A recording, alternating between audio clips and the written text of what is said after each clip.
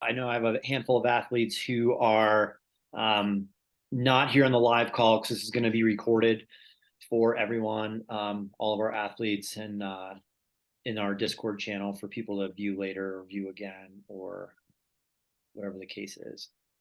So a lot of the times when I do calls like this or seminars, is I take questions in the beginning, and I'm not going to do that today because I kind of want to go through a bunch of the items that I have listed. And feel free to, if you do have any questions, right now, write them down for yourself, or if you have some that come up along the way, write those down.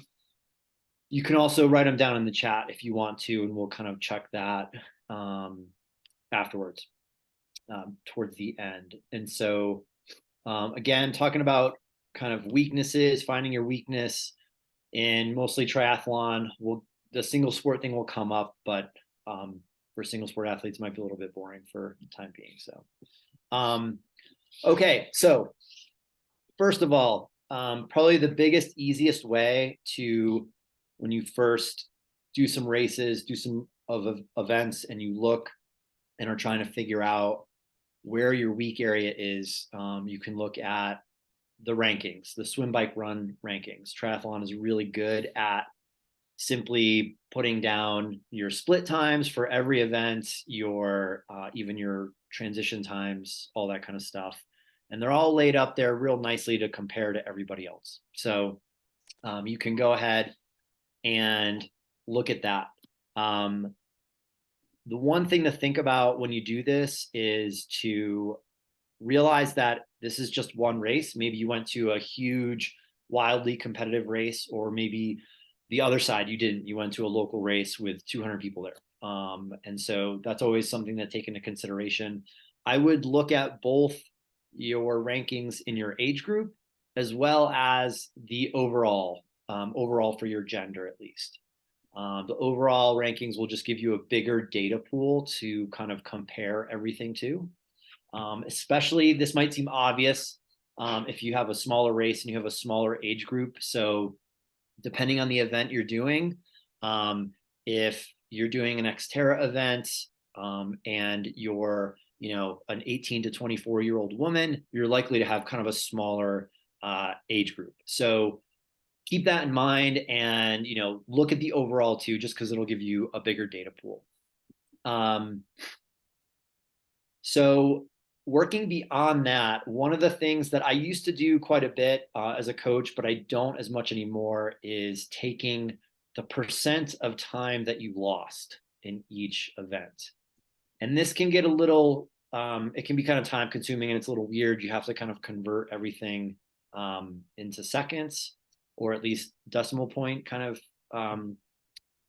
format, because there's only 60 minutes an hour, of course, things like that. So the other thing that gets complicated there, and you can kind of take the same approach if you're looking at rankings, is you don't just want to compare yourself to one person. You don't just want to look at the winner, or even just one person in general, because it's only one data point, and they might have some kind of, really, really strong area. And so earlier today, I was just looking at the results for Nice Ironman earlier this year, and I looked at the women's 30 to 34 age group, ironically enough, and I was looking at the times of the women in the top 5, and the girl that won had a bike that was 20 minutes faster than the girl that came in second place, and then the next 3 people were sort of right around the same time, which was a 6:15-ish time.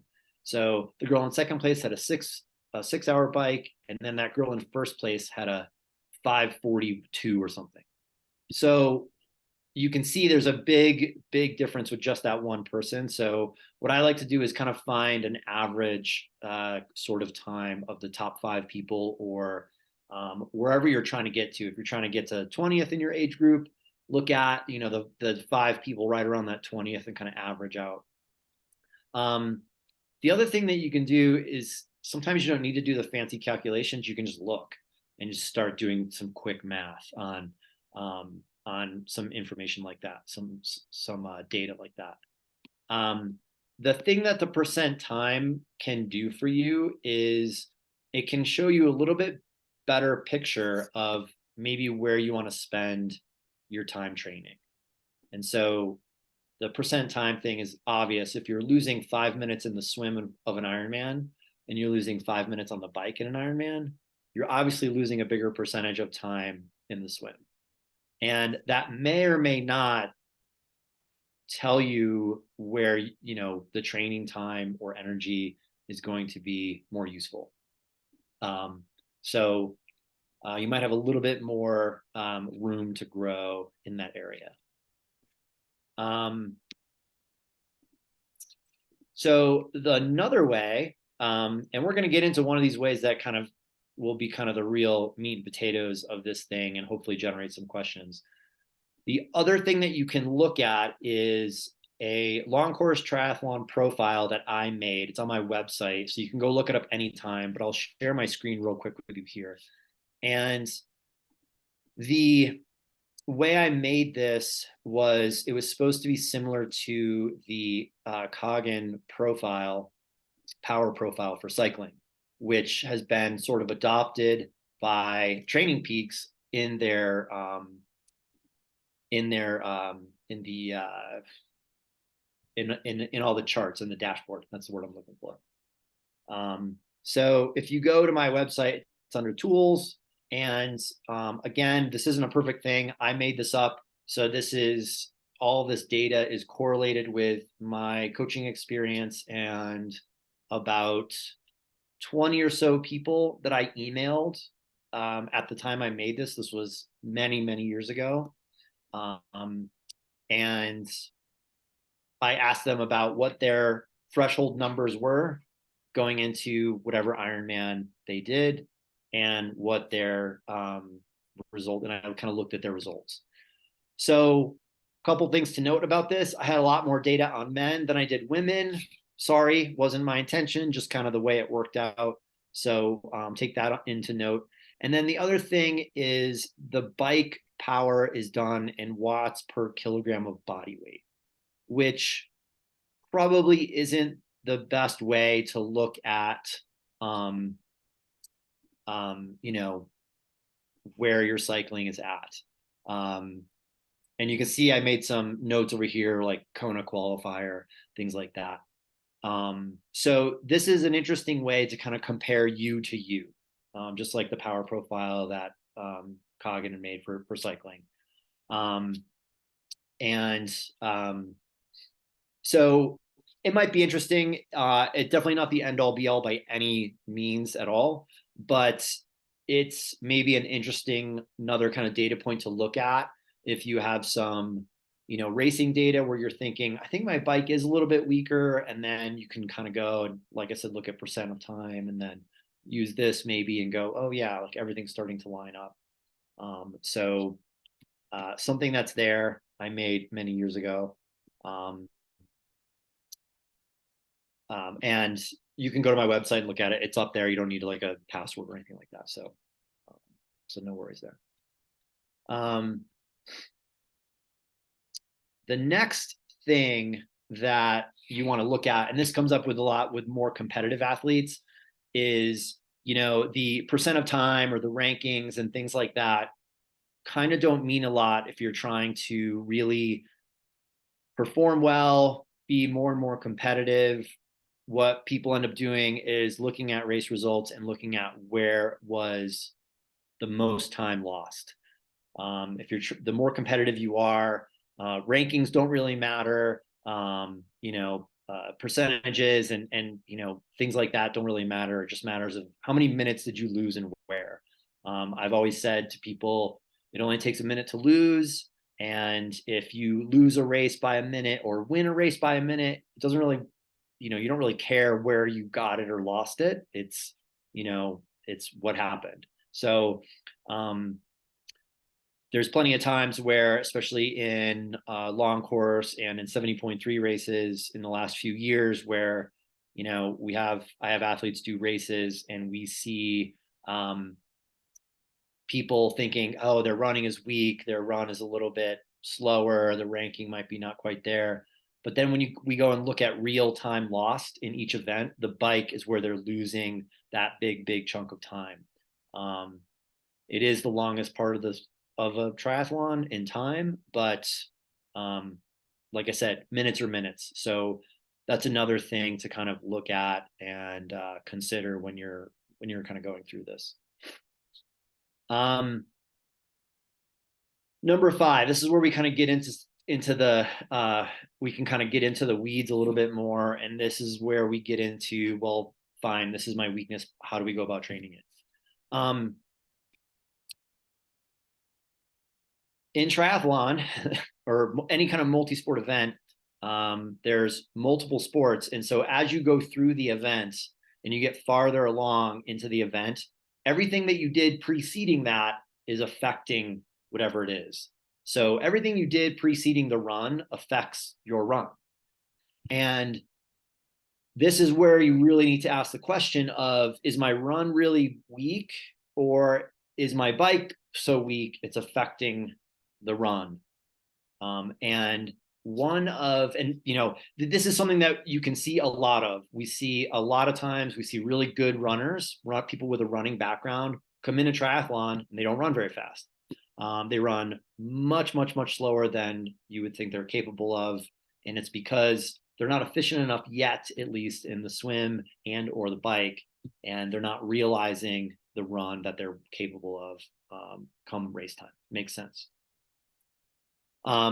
So a couple of ways that you can kind of try to figure this out, ways that I try to figure this out is look at your performances compared to your maximums or your absolutes. So your threshold testing, your standalone races, and other training data. And so now when you're looking at this kind of stuff, obviously you need to take race execution into account, which I'm not going to get into today because it would be a whole hour of just talking about race execution. You want to take into considerations the weather and the course that you're on. Two main reasons I don't like talking about time when it comes to triathlon and goal times and things like that. But let's assume our execution is good and our weather conditions are, normal. You handled them well. I put nutrition under the race execution label. So, of course, nutrition is a huge factor when it comes to long course races. That needs to be considered as well. So you want to look at your performances in the race compared to your maximums or absolutes, as I like to say.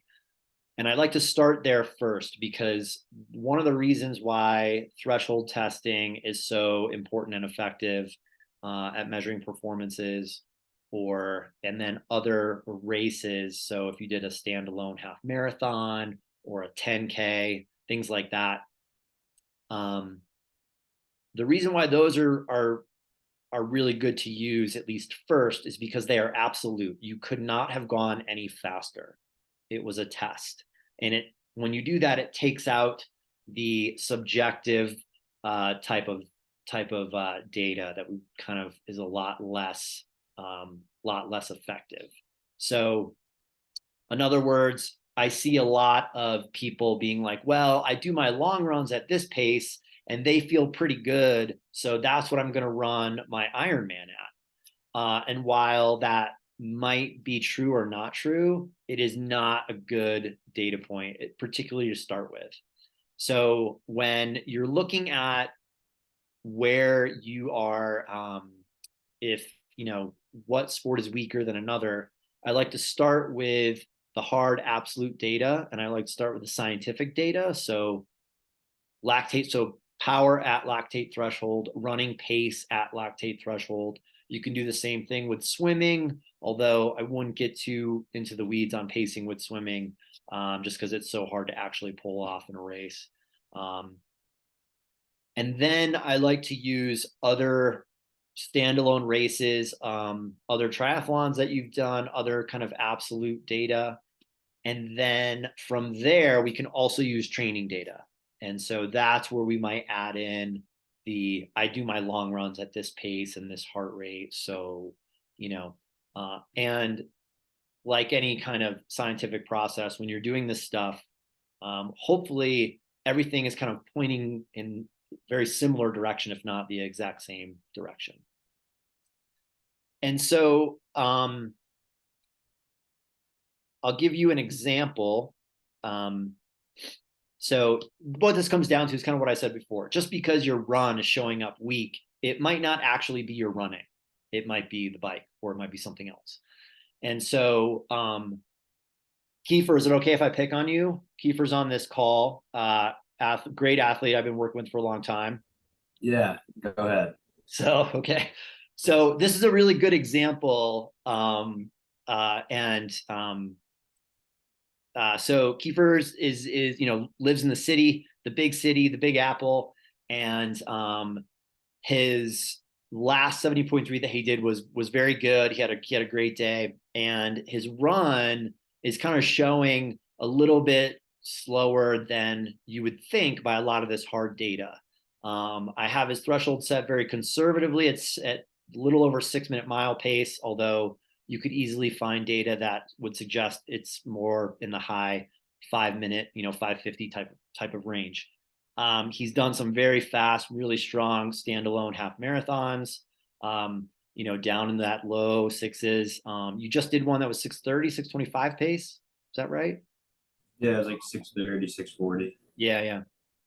And so a lot of this data is suggesting, particularly for me as the coach, that we should be aiming for a 7 minute mile pace, maybe faster in a 70.3. His execution is great. Really, really flawless execution. All those other things that we want to consider, conditions, nutrition, were really good. But he's still running up around 7:30 pace. And so it's like, why? Well, we went and looked at his training data on his total, and I just looked at his total hours of cycling for, I forget how many months, but most of the summer. And the average weekly training on the bike was extremely low, lower than I had thought. And it happened for a few reasons: weather, work, lifestyle. We wanted to try to have a more balanced life this year. Things happen, things come up. We definitely had a bit of a run focus for a while. And so right there you go, well, the bike is just not, wasn't up to speed, and it's affecting his run to be much slower than we would expect from some of the data like the threshold and the maximums like the standalone half marathon that he's run a few times. And you can see this in other ways as well. It might be really, really obvious. You might be someone with more of a running background, and you just got in a triathlon and you're executing great, but you don't have as much experience on the bike. So the other thing that you can think about when you look at this stuff is just your history, right? So this is an example of history, but you might have deeper history. When I first came into triathlon, I was a road cyclist and I was not a runner at all. And so I had very competitive bike splits and much slower competitive run splits. And it wasn't because I was cycling too hard. I didn't have the background in running. I wasn't a good enough runner yet. So start asking yourself those kinds of questions and looking at some of those data points, and you can really start to see where you might be weak at. And this is also helpful when, particularly if your bike and your run rankings are really similar.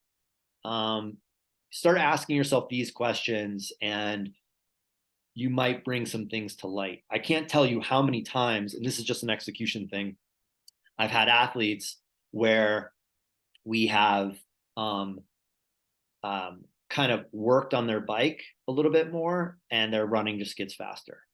They were like, I want to be a faster cyclist. Or how many times I've taken athletes and had them ride easier in their respective race distance, and they run faster and they end up going faster in the long run, because they were just being far too aggressive with their cycling. So ask yourself some of those questions. And then the next kind of piece to this is, so now you've figured out what sport is the weaker one. And again, this might be kind of easy to figure out, but you figured out which sport is weaker. Maybe it was a little bit weaker than you thought. You thought you were a pretty even bike runner, but you're actually a weaker cyclist or a weaker runner, what have you. And ask yourself again, the question why why is my bike weak? Why is my run weak? Meaning, what part of that sport is weak? So it might be a broad kind of global thing. I just started cycling 4 months ago, so everything's kind of probably bad on the bike. Everything's not so good, but it might be a little bit more kind of fine tuned. So, what part of your bike is weak? What part of your run is weak? And this you can get really down in the weeds on this. And other coaches and I have really gotten into the weeds on this, but I think you can narrow it down to three basic things. You can narrow it down to, is your endurance weak? Your ability to go long and resist fatigue?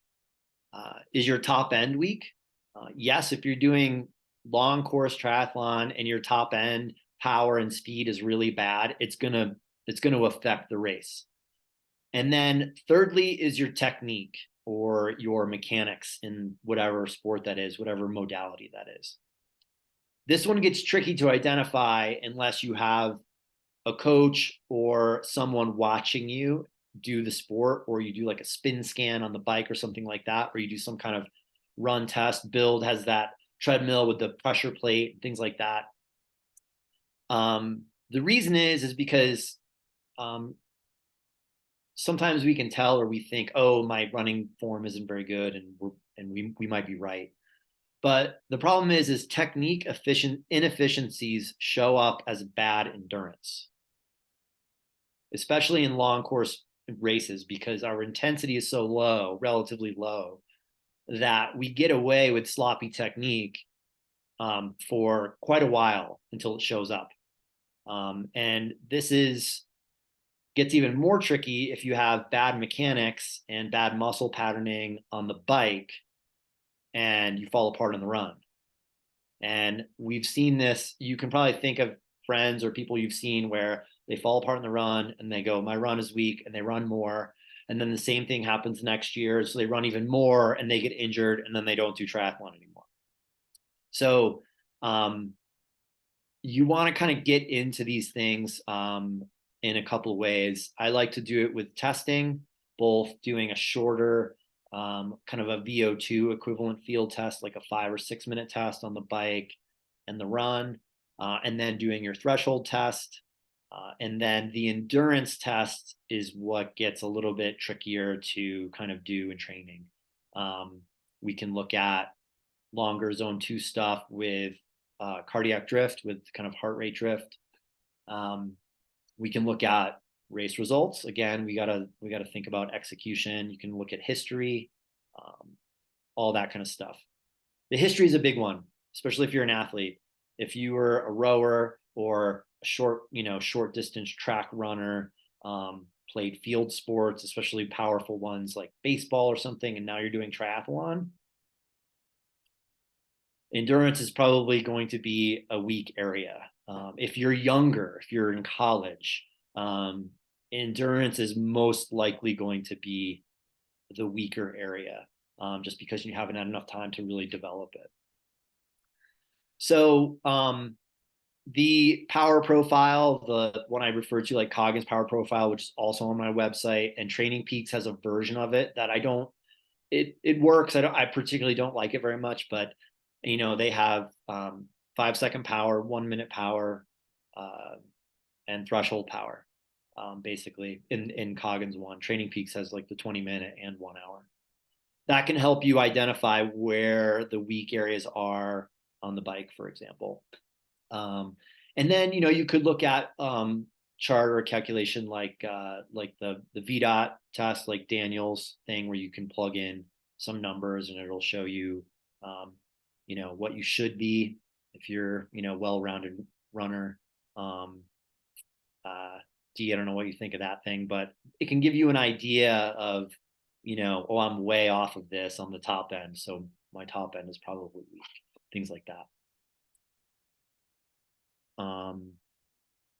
So that's where you get down into, that's where you can kind of get down into the weeds.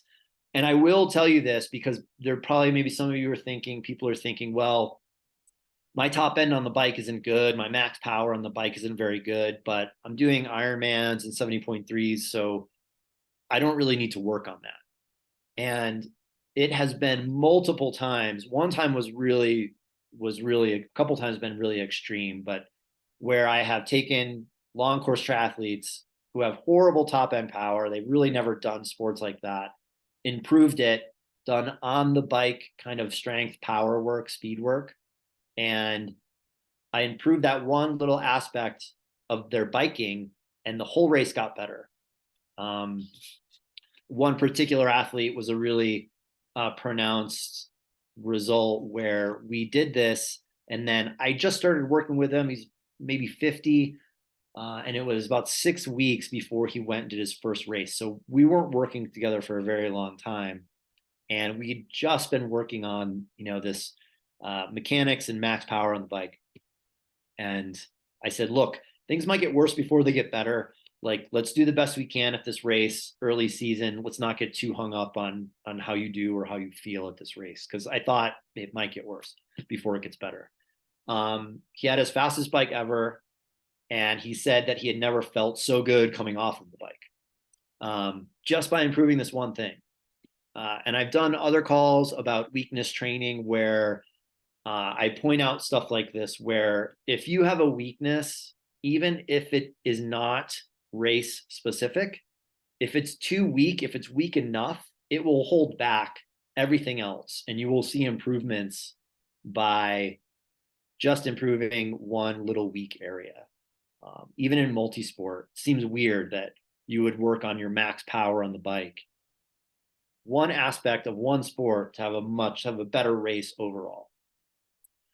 So that can get down into the weeds. Hopefully we've got some questions there that I can answer, and some discussion.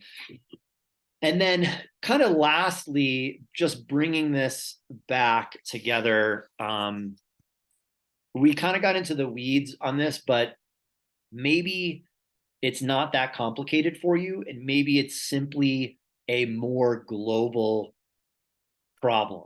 Maybe your endurance overall is not good. Maybe your top end speed isn't good. Maybe you're mostly a slow twitcher or mostly a fast twitcher, muscle fiber types.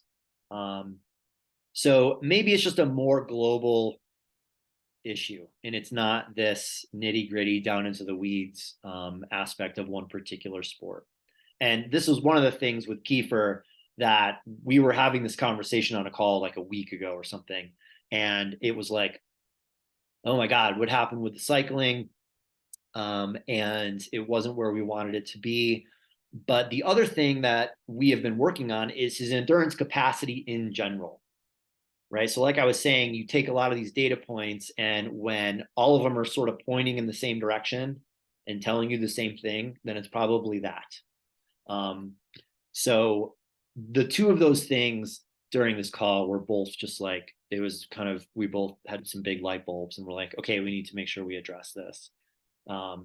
So it's a good example, because I like to use that example because it's this run weakness that keeps showing up, but it's not his running. He's a really good, strong runner. It's the global endurance capacity, and then a little bit with the bike here that kind of got away from us this summer. So those are the nuts and bolts of a few of the different ways I wanted to talk about. Hopefully I didn't just confuse everyone and have too much of that go over people's heads. But hit me with any questions. We don't have a ton of people on here, so you can probably just speak up. And yeah, we'll go from there. What's up, EK? Ryan, what's going on? We got Jack in the back. He's cheering for you. We almost didn't make it. We were walking around McIntosh Lake a little underdressed for the 34-degree weather. We had to get picked up, but we survived. We made it. Good. I caught the tail end of that, but not necessarily the intro. So we're talking about really what I was hearing is like the different testing that you do, I guess. You were mentioning the Coggins. I know I've done that from the bike test we've done and the run test, and that's all percentage of threshold, right? The Coggin power profile is our maximum. So it's like max power. It's like 5-second power, 1 minute power, 5-minute power, and threshold power.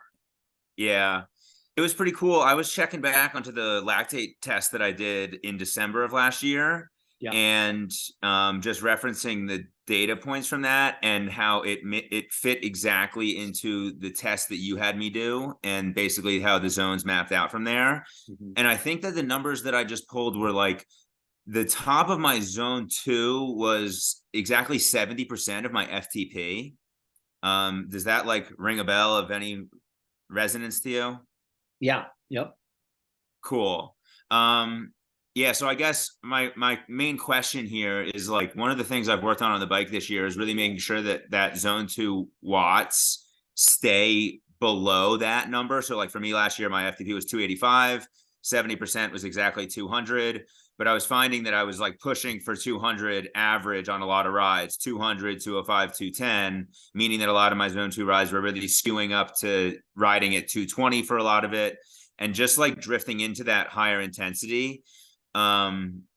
So I guess really what my question is relating that to running, because I've seen that work really well on the bike this year. Like my FTP went up over by 20 watts. Yeah. And I feel like I've sort of lost understanding of my heart rate on the run, but I've gotten better at my pacing. So you have anything on just like kind of how I understand that on the bike, how it can translate to the run? Well, yeah, I mean, I just think for starters, the more efficient that we get both mechanically and metabolically in a particular sport, the more we're going to have for the sport after. And so one of the things that I've seen a lot of, especially from some friends and training partners of mine when I was doing Ironmans, is not only just like people that were qualifying for Kona, but I have a few friends that were on the podium in Kona in their age group, which is insane.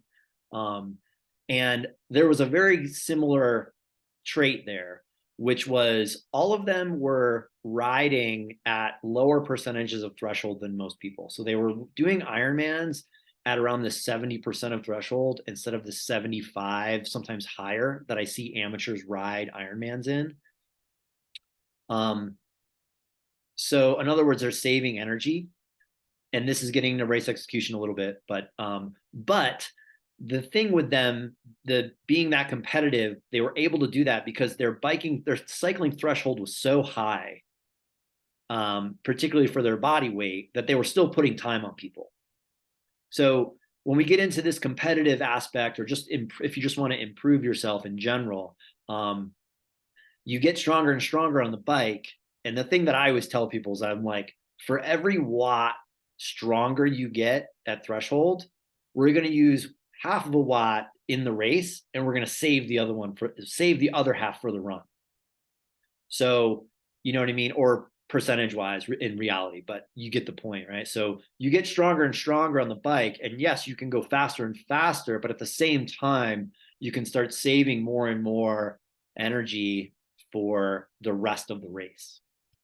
And so, and it's not only about being a really strong cyclist to go fast on the bike, but it's about being efficient and saving energy for the run. And even within the sport, it's about being efficient so you don't break down at the end of the bike. And particularly with the run, this becomes very important with running, right? We don't want to be breaking down mechanically towards the end of our run. It's hard enough. Running is hard enough. The end of the race is hard enough. And so, does that kind of answer your question? Is that what we're getting at?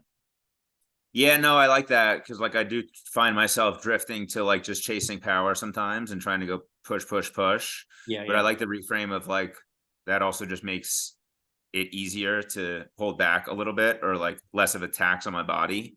Yeah. Is that kind of what you were saying, really? Yeah, yeah. And I mean, in the training, the going easier part is, which I've explained to you and to a lot of people, is, especially with the zone 2 stuff, by backing off 2, 3, 4% on the wattage on a zone 2 bike ride, or, that percentage on the run in the running, you're getting essentially the same adaptations, but the amount of energy that you save, at least I know for me, but for a lot of people, unless you're like a really good high endurance capacity person, really good, like really big slow twitcher, the amount of energy you save seems exponential to,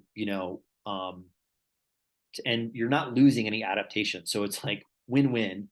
And then the other thing too that I'm always talking to people about with my athletes about is having good technique when you're doing the easy zone 2 work.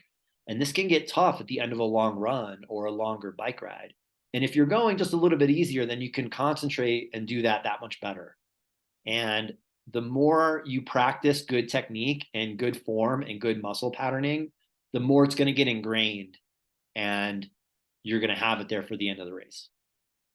And I'll hit everyone with another example of, and for a couple of you that know Kenny Withrow or have heard me talk about him, guy started working with, never could really crack the top 20. And he would come to my run workout, and then he would go to a race, and I'd be like, why'd you run so slow? Like, he's so much of a better runner.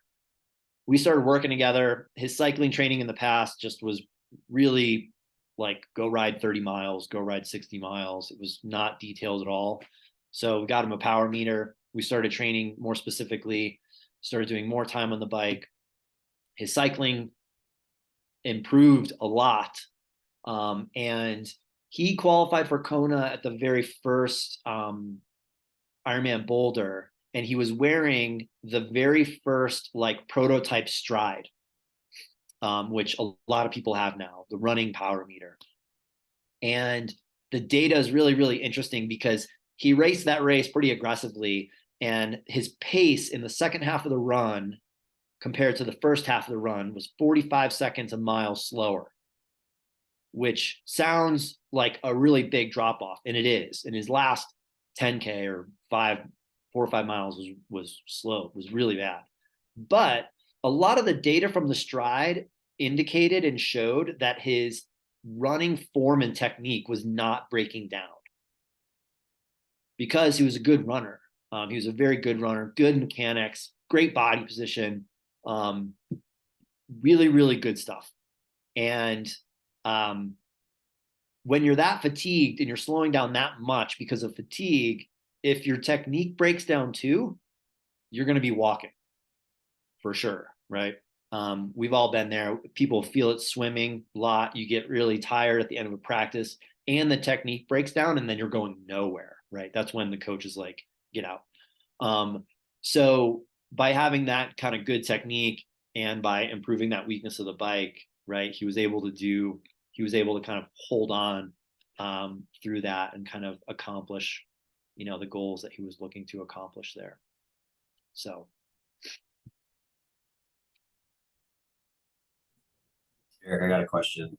Yes. So once you identify someone's strengths and their weaknesses, and I'll just use myself as the example again. So my top end on the bike is pretty solid, but my endurance capacity could be a lot better.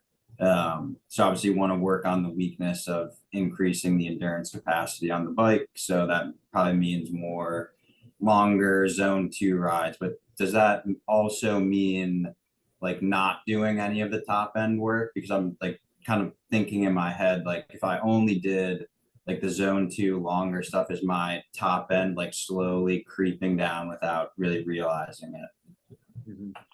Um, well, I don't think anything should be like a yes or no, black and white in this scenario, but what it does, um, the thing that it does tell you in this example, or if you're thinking of it, if anyone thinking of a different example, it tells you where you really want to like put your attention to. And, like the long ride for you becomes more important. Okay. And so Liz, who's on this call, when I was working with her, and especially after a few years, like her endurance capacity was so high, like I didn't care, like I was not worried about the long workouts. I was like, yeah, but I'm also worried about fatigue, so because it was just so good, and then you throw in the whole we're training at altitude and we're going to sea level.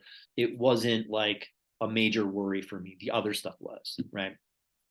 Um, and so I've seen this with people when I first came into triathlon.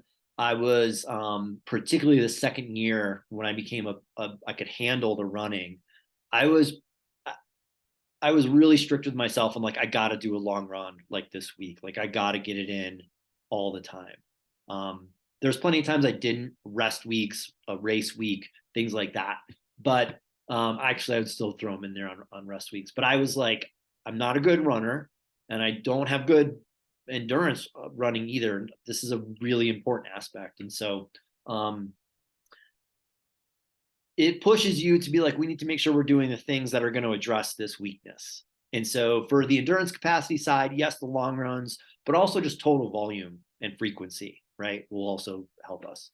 And so, when you're kind of, if anyone's like, if you're self-coached or whatever, and you're kind of, you've discovered this or you think you've discovered this, it's not about leaving everything else aside, but maybe you can leave it aside for longer than you thought, for a bigger training block than you thought.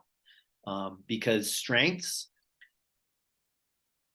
if you have a lot of background in something, or if you're genetically predisposed to something, those things will come back very quickly. So if you're genetically predisposed to like higher power outputs, top end type of efforts, you've done them in the past, you have a history of doing those kind of sports or training that in the past, you can leave that alone for 3 months and it'll come back. Like, it's going to come back pretty quickly. So the weak areas, the things that we don't have a lot of background in, those take a lot of longer time to get into it.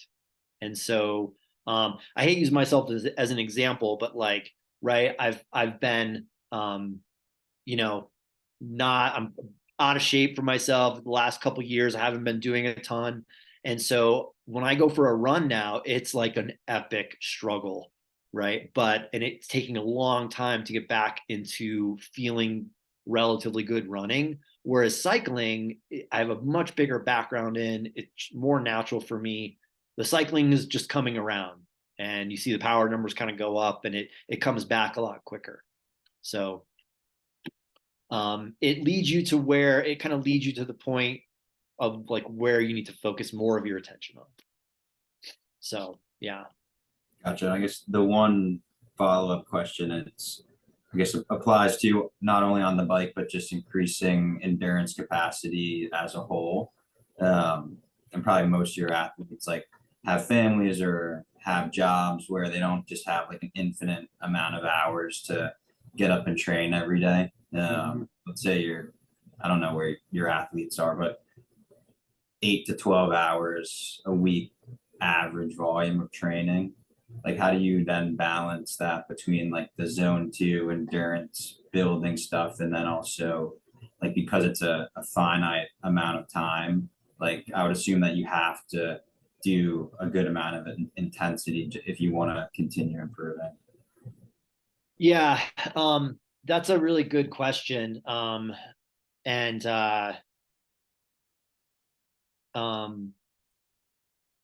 it's challenging with three sports, and it kind of gets into the next topic of this whole thing, which is like, how do I allocate my time and energy appropriately? And this is why I've talked a lot about my whole concept on long course amateur athletes only swimming twice a week, which I've gotten a lot of flack for. But right, like if you do it the right way, it works. We know it works. I've done it a lot. But not that it's for everyone, but it's not about swimming less is better for you. It's about time allocation. And that was another big thing I did with Kenny Withrows. He was swimming like 4 times a week, and he was a 105 plus Ironman swimmer. And I was like, we don't have the time or energy to swim 4+ times a week. And it took a little coaxing, and it took a month or two of getting him to like buy into it. But he started swimming twice a week, and he swam like a 101 at Boulder that year. So, it's the same thing with training the weakness is, what you're talking about, a little bit bigger, more global picture is like, where do we put our time and energy into all of this? In terms of improving any of these things, top end, endurance, your technique, anything is, I think, consistency. And by consistency, I mean year-round consistency. Great example, very good friend of mine who I've been working with, him and a couple of his buddies. They live in Maine, and they do some mountain bike races. They're kind of weekend warriors. They're all families and jobs and whatnot. And they do this 50-mile, or it's a 50K or 100K mountain bike race up in Maine. And I was talking to him kind of springtime. And he was worried because the amount of training that he had been doing, and even into the summer, actually, he had been doing less training than the year before. And I said, well, I don't think it's about the training you did this year versus last year, or the training you did last week versus the week before. It's all the training that you have done. And he was very consistent, even over the winter, with not only riding the trainer and doing stuff like that, but uphilling. He's got his downhill skis he can uphill with, and they go up to Sugarloaf all the time. And he would skin up the mountain once or twice every now and then. He stayed fit, in a very general sense. And a bunch of us went up there. It was his 50th birthday. So a bunch of people got together up there, and a bunch of people did the race. He had his best race ever, made the podium, fastest time, felt the best, all of that stuff.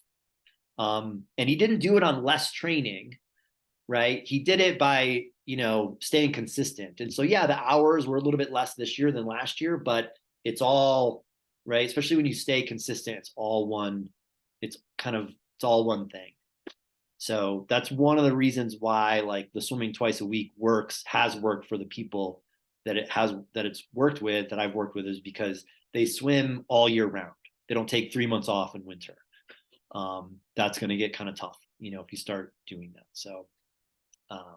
So yeah, one of the ways to improve your endurance is by consistent training over years, literally. That's why you see like people at the top of their game in their 30s, not in their 20s. And that's changing a little bit now if you watch the Tour de France and stuff. But, you look at most of those women at Kona this year, they're in their 30s. They're in their mid 30s. So yeah. Dylan, new guy here. Hopefully we get a question from you. I'd love to hear one. But what other questions we got? Sarah, Jim? Yeah, I'm curious if the Kagan power profile, the 1 minute is in there, and looking at that compared to running, when I see like pace profiles, it's always like maybe down to mile, but 5K, 10K, half marathon. Do you see value in a sort of 1 minute, or I don't know what it would be, like 400-meter time trial as good test to tell you something, or is that less relevant for running than it is for cycling?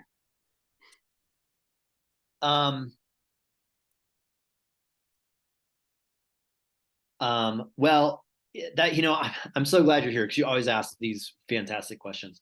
It'd be interesting to hear, Dee, if you have an opinion on this as well. But I'll tell you this: I wouldn't even say that it might be more or less valuable sport wise, but I think it's probably not as necessary for definitely for a multi-sport athlete to worry about that 1 minute test. Even single sport athletes, when with all the cyclists that I've coached, lots and lots of road cyclists, the 1 minute power test is always low. I mean, almost always low. And I think there's a few reasons for that. Number one, it's kind of a specific energy system, and I feel like you really have to train it. The other thing that you need to be concerned with all testing is what's your history and experience in testing. So if you've done 10 threshold tests in your time on the bike, and then you start working with me and I'm like, we're going to do a 5 minute power test, and you've never done one before, it's probably not going to be great. It's not going to be to the best of what you can do, because you've never done it. And it's really, really different.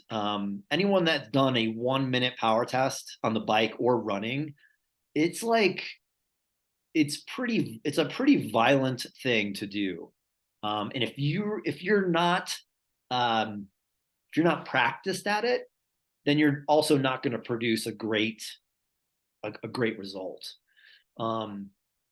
So I think the three things that people can really test to get a good picture are the 5-ish minute test for the top end.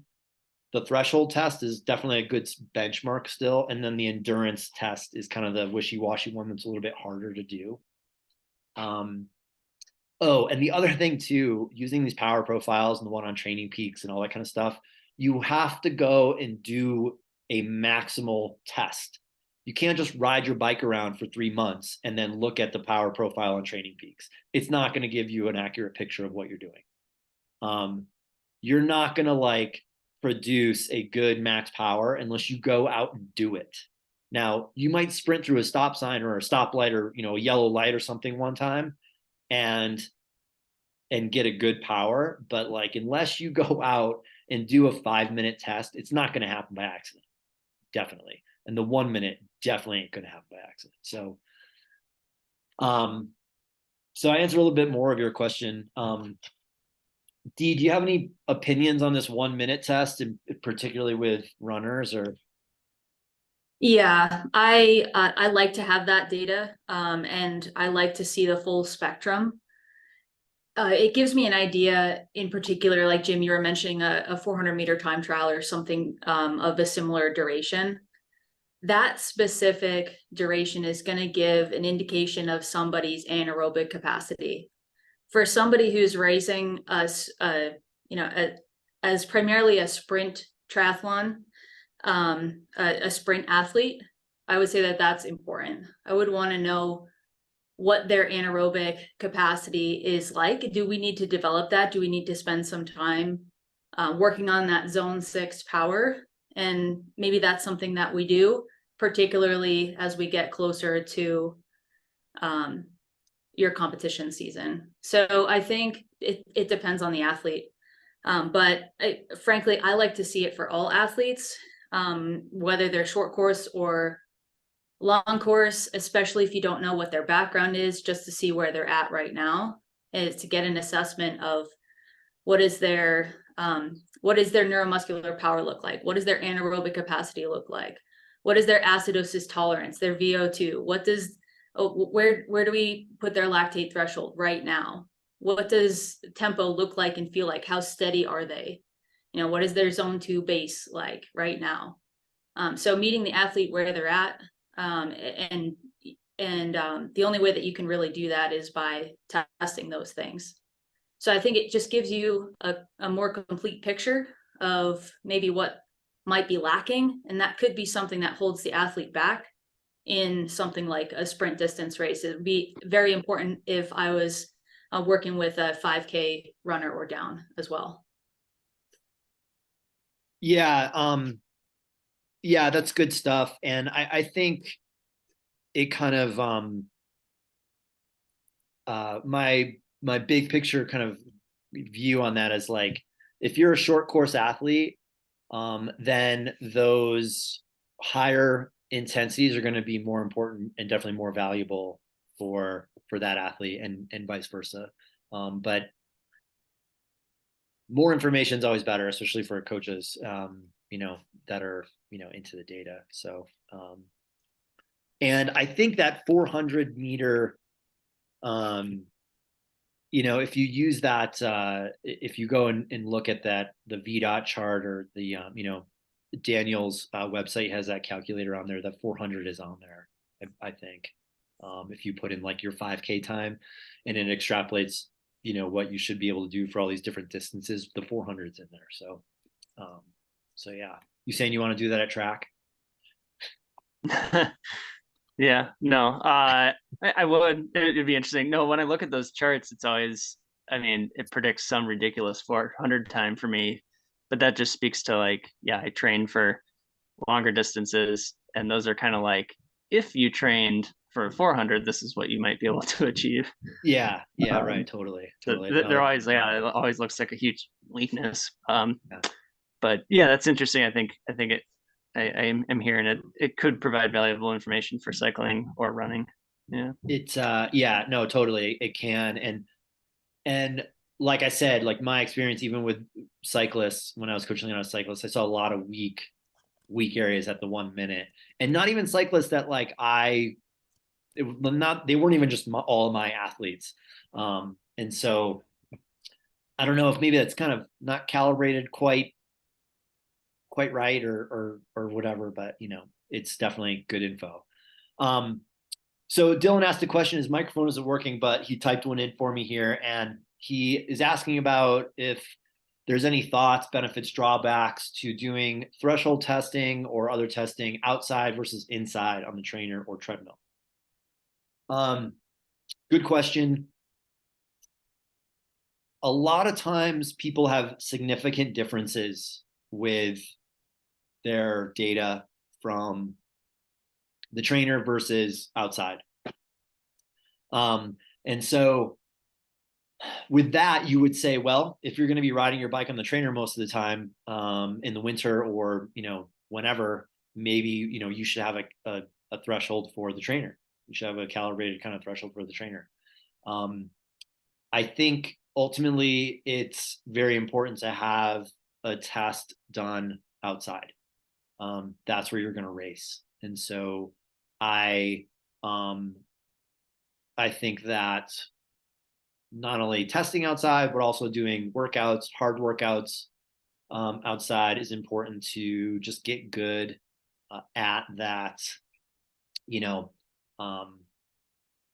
at managing the terrain, the wind, the corner, et cetera. I think a lot of times people are overly worried about, I want to stay right at the perfect wattage and the perfect cadence for my intervals or for the test, or I want to make sure that I get the highest wattage number possible on this test. And while that's good mentality to have, the fact that you have to coast for 5 seconds to go around that corner isn't going to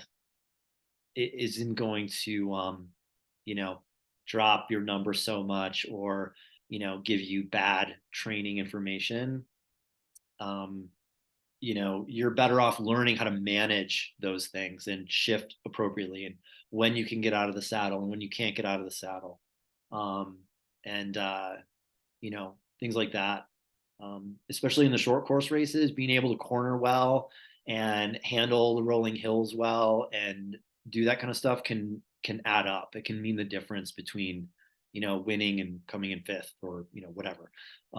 So if you're a more competitive kind of person, but so definitely do them outside. If you're going to be on the trainer a lot, do it on the trainer, or especially if you notice that hitting numbers are way harder inside or way easier or whatever, like do a test. max power tests like sprinting and stuff doesn't work well on the trainer unless you have like a smart trainer with the, with your gear, with your chain going into a particular flywheel, like a Wahoo kicker or something like that. Just because the wheel will slip, and so you won't get good max power data on the trainer. So don't worry about that. But I've had people do it both before. People that are going to be on the trainer a ton. I'm like, let's do a test on the trainer since you're going to be doing all these like workouts on the trainer. And it's been like, sometimes you can see 20 watts difference or 30 watts difference.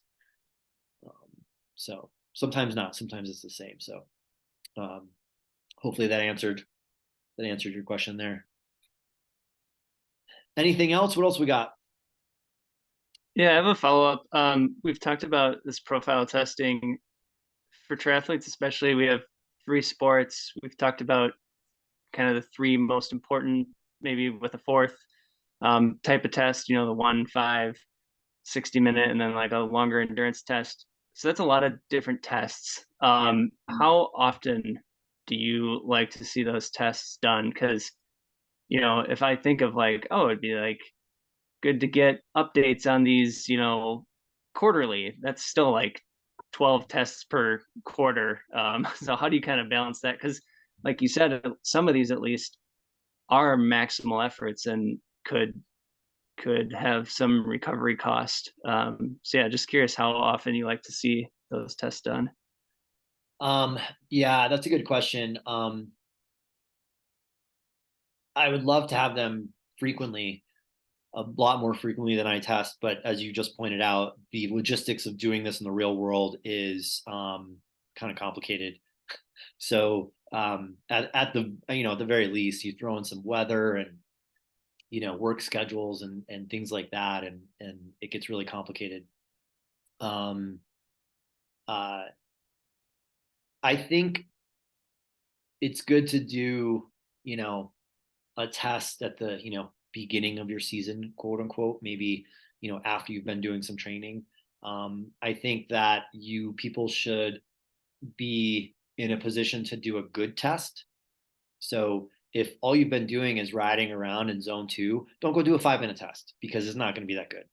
So other people might argue with me, but my point is like it's going to change really fast if you do that. The likelihood of that data changing pretty quickly as soon as you start doing some of the training in that area. So maybe we don't want to quote unquote waste the time. I don't schedule tests, and this is just me as a coach, but I don't schedule tests like on a particular interval. But I'm definitely willing to do them when the information kind of presents itself that maybe we should do this. And so, people are really killing their hard workouts. Their numbers are going up. They feel really good. Maybe they do a training race and like just blow the doors off of their numbers. Like, let's do a test, or if the athlete really is kind of amped up and wants to do one, then we can do one as well. I think in terms of comparing 5-minute to threshold endurance capacity, yeah, we want to, like you said, it's a lot of tests, and I don't like the like, let's do all the tests in one workout.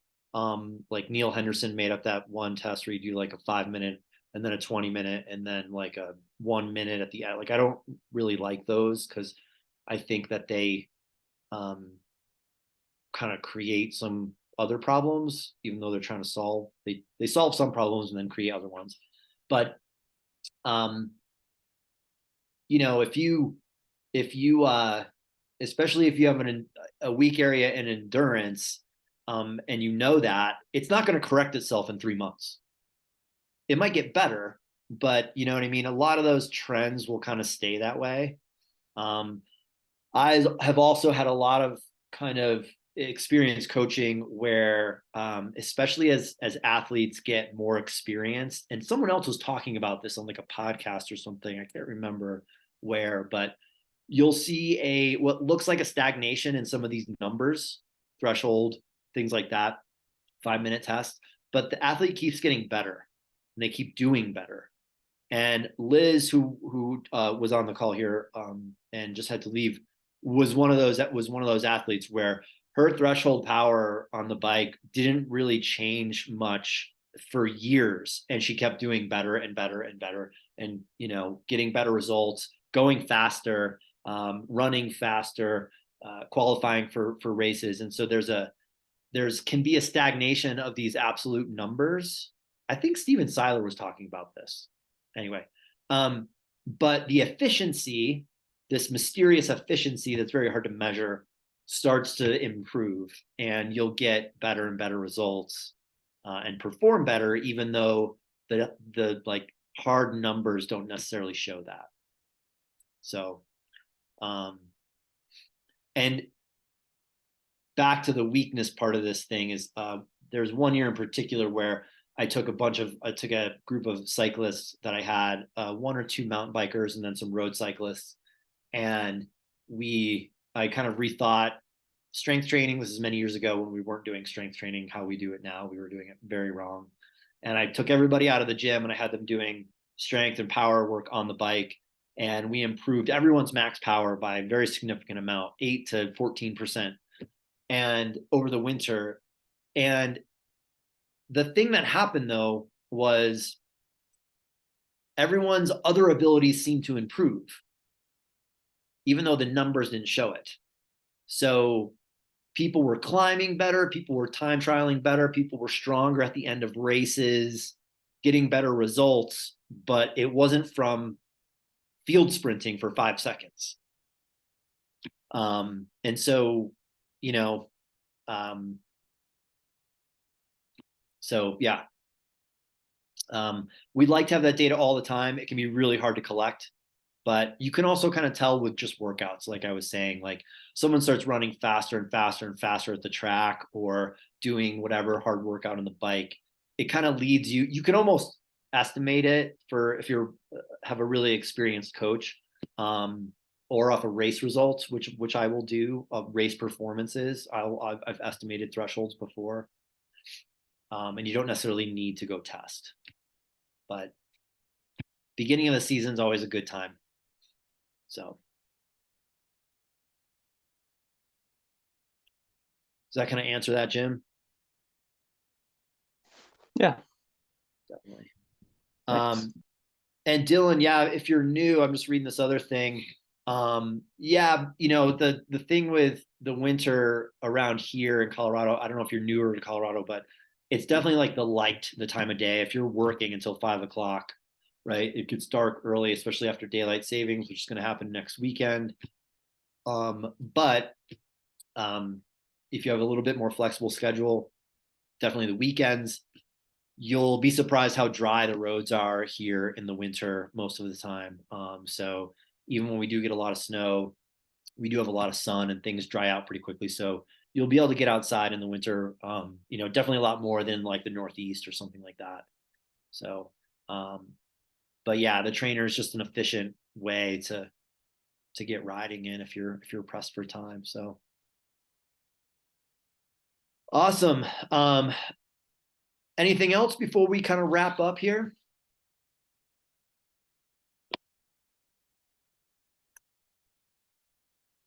No. I have one more question. Yeah. How, considering that you've identified the weakness, let's say you're coming into your off season now, like most athletes are.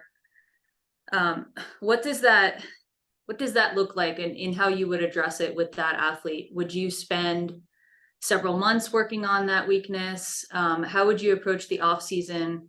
A lot of athletes are probably thinking, oh, I'm going to take a bunch of time off now. I'm done with my season. I don't need to worry about working on anything until springtime, but we know that's probably a little too late to address this kind of thing. So what does it look like for you working with an athlete who has a weakness that needs addressing? Yeah, good question. Well, kind of, the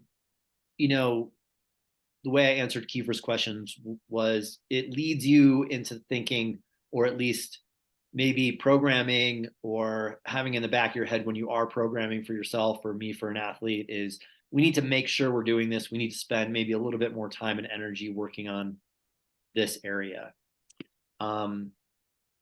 You definitely don't want to leave the fundamentals by the wayside. If you're doing an Ironman, I don't care how great your endurance capacity is, you should probably be doing plenty of zone 2 work and long stuff. So the trick to maybe, depending on what your weakness is when are you going to start kind of training that? If it's kind of a VO2 power weak area, are you going to do that in the winter? How are you going to do it? How are you going to fit it into the grand scheme so you don't do too much, or you don't kind of come to race day and you don't kind of have good form. The other question, which is you never know until you get into it, is how long is this going to take to improve? Endurance capacity takes years to significantly improve. You can get faster responses, but the response time for any given adaptation is variable depending on the person. And so sometimes you can do stuff and get results in 6 weeks. So I've worked on people with max power on the bike, and in 6 weeks it's a significant gain. But that might not be for everybody. So the people respond to different training adaptations at different rates. Generally speaking, if you're weak at something, it's going to take you longer to respond to it. So I think those are kind of the variables that you want to think about, things that I think about as a coach.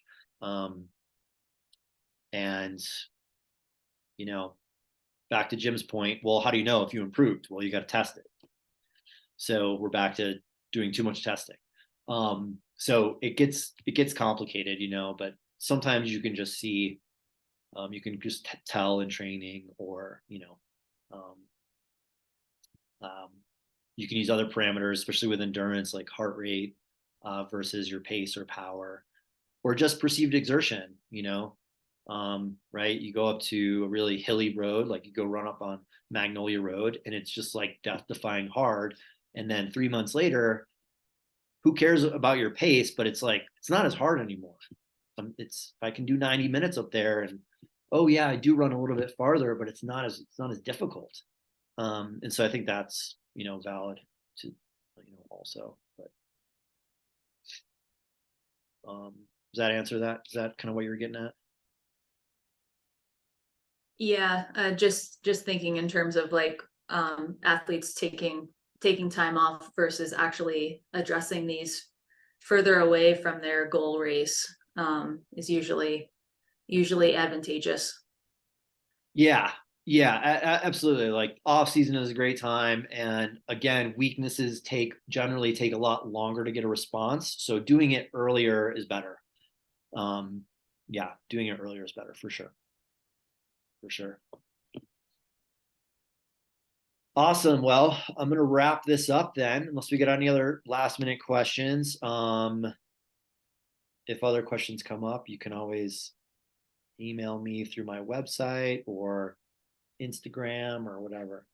Kind of go from there. So, but thanks for coming, everybody. I appreciate it. Again, we got this recorded for kind of athletes and people that are subscribed to the Discord channel.